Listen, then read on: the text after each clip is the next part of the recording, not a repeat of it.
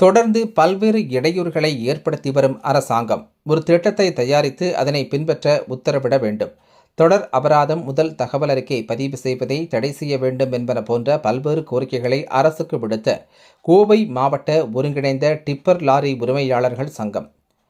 கோவை மாவட்ட ஒருங்கிணைந்த tipper lorry உரிமையாளர்கள் சங்கத்தின் புதிய பொறுப்பாளர்கள் செயற்குழு கூட்டம் நீலாம்பூர் அடுத்த பட்டணம் பகுதியில் நடைபெற்றது.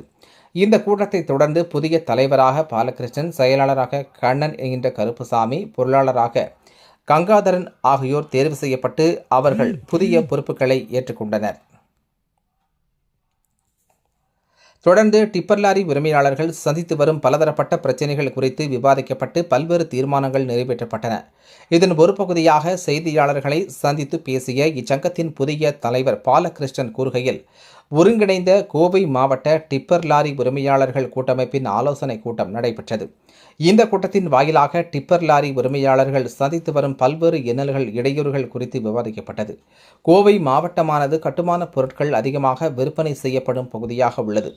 சென்னைக்கு அடுத்தபடியாக இத்துறையின் வளர்ச்சி என்பது கோவையில்தான் நடைபெற்று வருகிறது. இங்கு இத்தொழிலை நம்பி சுமார் 1000க்கும் மேற்பட்ட குடும்பத்தினர் உள்ளனர்.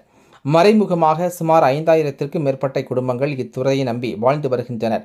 சமீப காலமாக பல்வேறு துறைகளில் இருந்து டிப்பர் லாரிகளுக்கு அபராதங்கள் விதிக்கப்பட்டு வருகிறது. குறிப்பாக போக்குவரத்து துறை, காவல்துறை, கனிம வளத்துறை உள்ளிட்ட துறைகளின் மூலமாக முதல் தகவல் அறிக்கை பதிவு செய்யப்பட்டு பல டிப்பர் லாரி உரிமையாளர்கள் அவர்களின் வாழ்வாதாரத்தை இழக்கும் நிலைக்கு தள்ளப்பட்டுள்ளனர். சட்டவிரோத செயல்களில் லாரி உரிமையாளர்கள் ஈடுபடுவதில்லை. ஆனாலும் இந்த அரசு தொடர்ந்து இவர்களை வஞ்சித்து வருகின்றது. அனைத்து துறையினரும் ஒரு ஆய்வு கூட்டம் நடத்தி டிப்பர் லாரி இந்த வகை எடைகளை மட்டும் கொண்டு வர வேண்டும். எந்தெந்த பகுதிகளில் இந்தெந்த விதிமுறைகள் உள்ளது, இந்த விதிமுறைகளை கடைபிடிக்க வேண்டும் என்று தெளிவுபடுத்த வேண்டும் என்ற திட்ட கோட்பாடுகள் நமக்கு அரசு இன்னும் வழங்கவில்லை. இதனை முதலில் அரசு செய்து தர வேண்டும். இன்னும் இது போன்ற பல்வேறு இடையூறுகளை இச்சங்கத்தினர் சந்தித்து வருகின்றனர். அவற்றையெல்லாம் தீர்மானமாக எழுதி அதை அரசின் கவனத்திற்கு கொண்டு செல்ல உள்ளதாக தெரிவித்தார் என்பது குறிப்பிடத்தக்கது.